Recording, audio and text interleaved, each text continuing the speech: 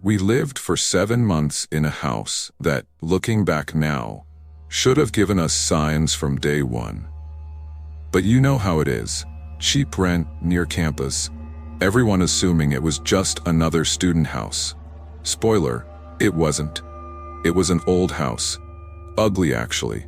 Wooden, peeling paint. Floors that creak at a glance. 2 staircases. One to the bedrooms and a smaller one at the front, leading to the basement. That door had a latch on the inside. Yes, on the inside, as if someone was in there and didn't want to come out. I found it strange, of course. I asked the others and they just shrugged. The landlord said it's been locked for ages, said Samuel, the engineer who doubts everything. I don't know, no one uses the basement anyway, said Camilla, always a bit spaced out. Then Liam quipped, maybe the old tenant forgot his soul down there. He laughed at his own joke. I didn't laugh. And mind you, at first, nothing much happened. We were just living the student life. Watery coffee, a reading list piling up, and dirty dishes multiplying in the sink. It didn't take long. I think it was the second week when I started hearing footsteps. That's right, footsteps. Always at night, always coming from the basement. The sound wasn't muffled. It was someone walking down there slowly. One night I heard something heavier, like something being dragged.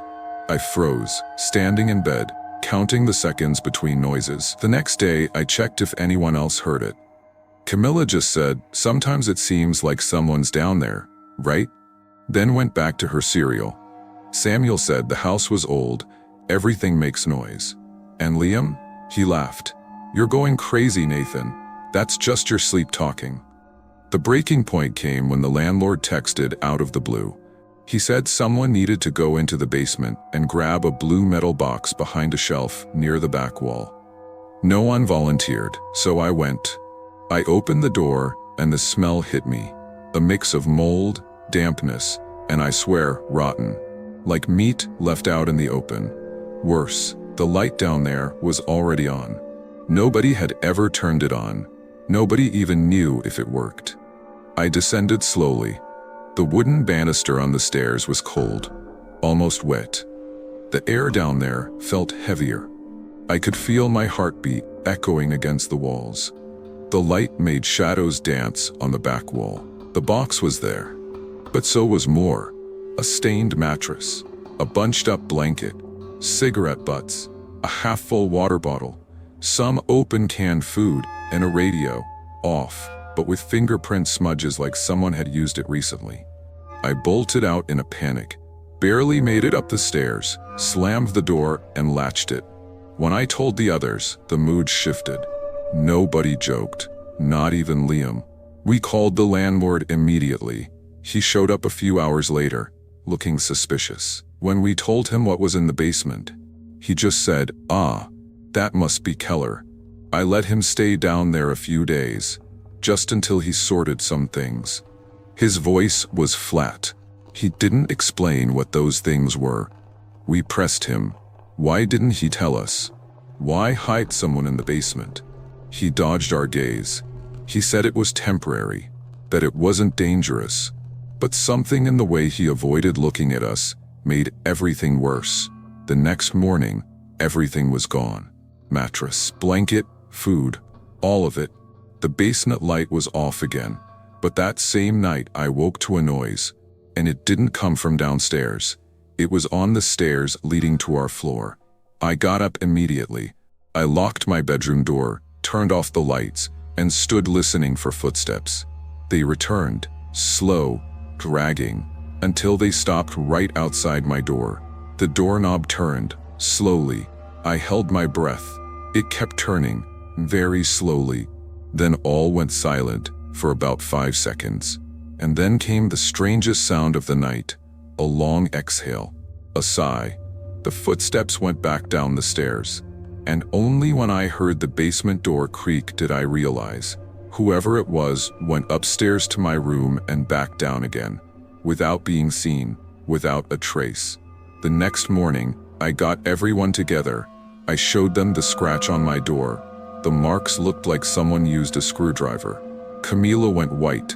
Samuel began to hypothesize, and Liam said nothing. He just lit a cigarette and stared down the hallway.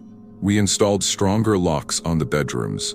Samuel put a security camera at the top of the stairs. That night, the footage froze at 3:33 a.m. It resumed 5 minutes later. We watched the replay. Nothing. Just an empty corridor and static. But in the following nights, it happened again. Yes, exactly at the same time.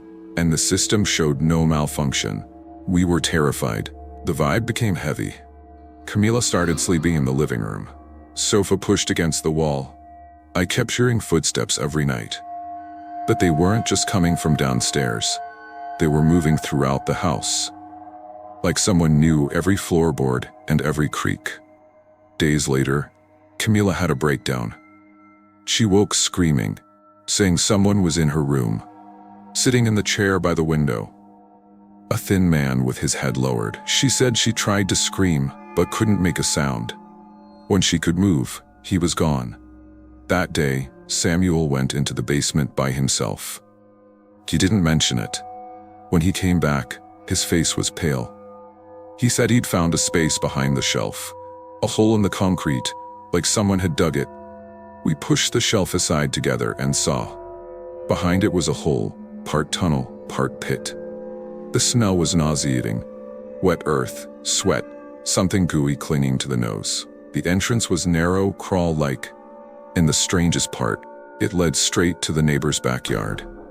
The neighboring house had been abandoned for years. Overgrown, fenced off. We called the police. When officers arrived, one crawled through the tunnel with a flashlight. He came out 5 minutes later, saying it led directly into the neighbor's basement.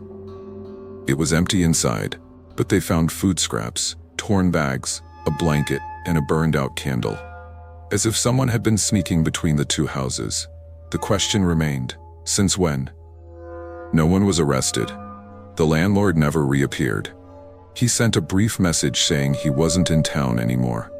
And that was it.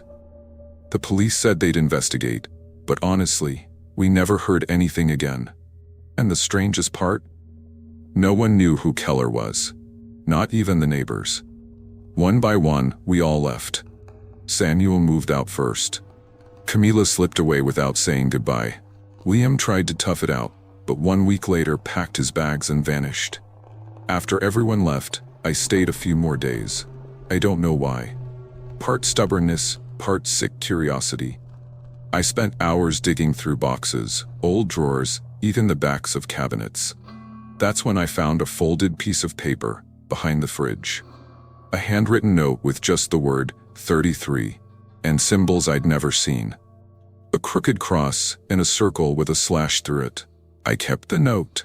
Somehow, it seemed important, but also like someone didn't want us to find it. Him, whoever he was. Keller, if that was even his name. Nobody ever saw his face, just traces. I also found some burnt black candles in a toolbox. They were dark, almost black, and smelled foul.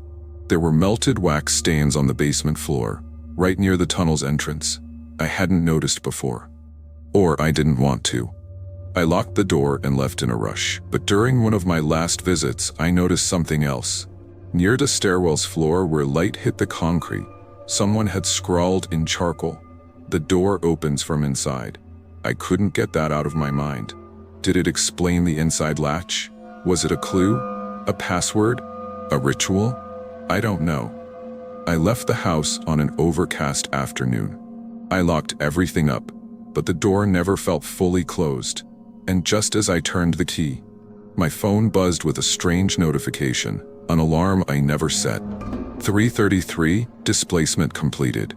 I swear. I stared at the screen in disbelief. Since then, the number keeps appearing. On license plates, receipts, even in a library book I picked without realizing.